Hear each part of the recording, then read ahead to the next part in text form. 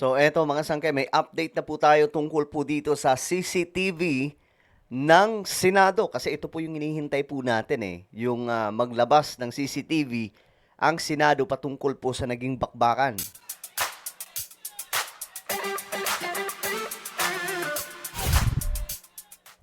So nakaraan mga sangkay, ayun nga, napag-usapan po natin yung patungkol po sa sinabi ni Senator Jinggoy na itago ang CCTV. No? Yung CCTV record. Viral po yun sa social media at ngayon mga sangkay, may update po tayo tungkol dyan kung ano nga ba ang nangyari sa CCTV ng Senado nung nangyari po yung bakbakan.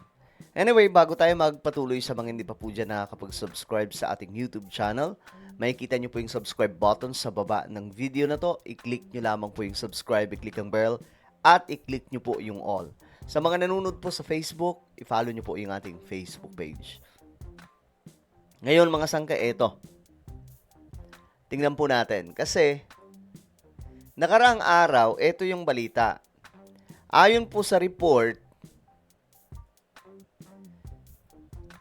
pinapasabpina o isinabpina na po ang CCTV ng Senado para isumiti sa ombudsman. At ilalabas daw po ito ng ombudsman once na makuha po yung CCTV record ng Senado. At kumalat po yung video ni Senator Jinggoy na itago daw po yung CCTV. Ngayon, sabi ko nga, kung malalaman natin kung anong interpretasyon doon sa sinabi ni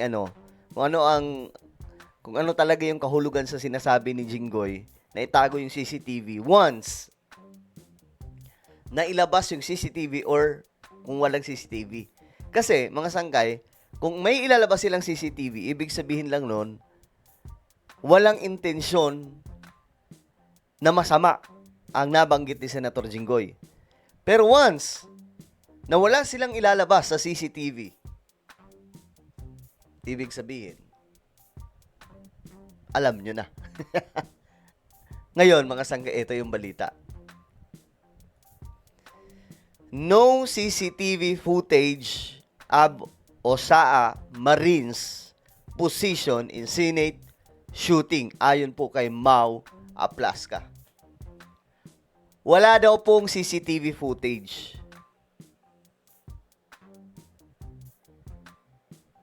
Ayun lang. Dito tayo nagka-problema. Dito, masyado pong halata to. Pagka ganito.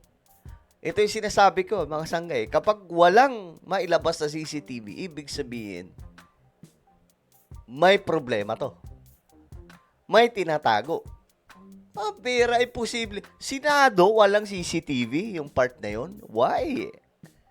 Di ba dapat punong-puno yan ng CCTV? Hanggang nga yan sa labas, dapat mayroon Paano wala? Ngayon, ito.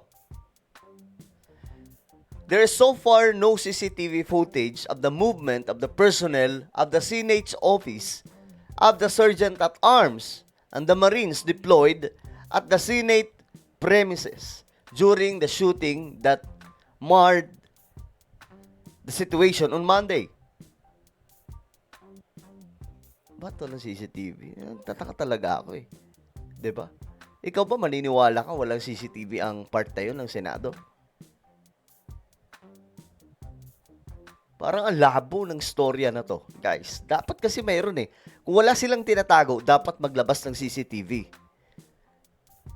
Ayon po kay General Aplaska, ang Sergeant at Arms ng Senado, said the footage his office has is that of the National Bureau of Investigation agents during the incident.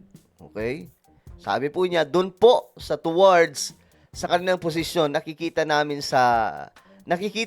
na nag-flash yung kanilang mga baril. Yun yung may mga CCTV footage. Yung NBI. Pero sila, wala.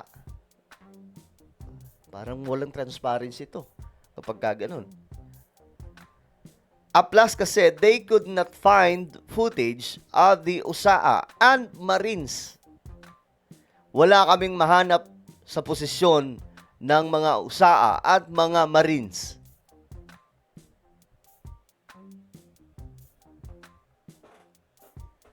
Nako, masisira sila dito sa taong bayan kapag ganito. Kasi imposible namang walang CCTV. Kasi ang tinutukoy niya dito mga sangkay, yung pwesto daw na kung saan nangyari yung bakbakan, wala daw pong kuha ng CCTV. Big sabihin, may mga part ng Senado na walang CCTV. Ganun ba yun? Parang ang ano nun, ang sobrang weird nun.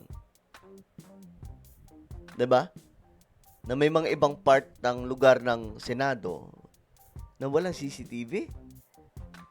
Ang ano lang ng situation, very confusing lang, no? Ang nakikita po natin sa buntot na po ng ating tactical personnel. According to a report on 24 Oras, Senator Jinggoy Estrada explained his remarks that were overheard in a video taken at the Senate on Monday night. Estrada said, itago yung CCTV. Tapos biglang sabi dito, he explained that he meant that the CCTV footage of the incident should be preserved. Tapos biglang ngayon walang CCTV. Anyari? Hahanapin to ng taong bayan eh. 'Di ba? Hanapin po to ng taong bayan. At kapag ganito yung ano nila, magdududa ang taong bayan. Magtatanong ang taong bayan. Bakit walang CCTV? Tayo nga mga sanggay dito, 'di ba? Hangga't maaari, nagiging neutral tayo sa gulo ng politikang to. Pero, ayun nga, pag nakitaan po natin ng kahina-hinalang mga sangkay, movement, magtatanong talaga tayo, ito walang CCTV. Paano nangyari yun? Tama na ba yung sasabihin lang nila na, hindi kasi yung posisyon namin wala talagang CCTV?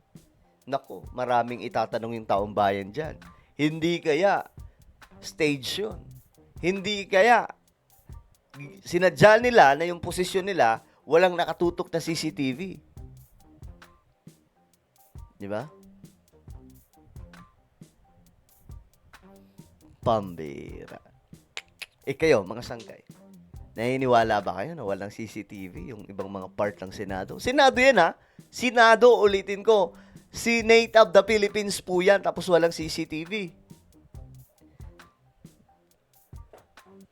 Parang labo, no? Pero kayo, mga sangkay, baka naniniwala kayo. Anong opinion nyo dyan? Comment down below. Meron tayong YouTube channel. Ito pa isang Revelation. Maganda po yung topic natin dito about po sa Bible, about sa mga nangyayari sa ating mundo related po sa Bible prophecy. So, hanapin nyo po ito sa YouTube. Kapag nakita nyo na, i-click nyo po yung subscribe, i-click ang bell, at i-click nyo po yung all. Ako na po yung magpapaalam. Mag-iingat pong lahat. God bless everyone.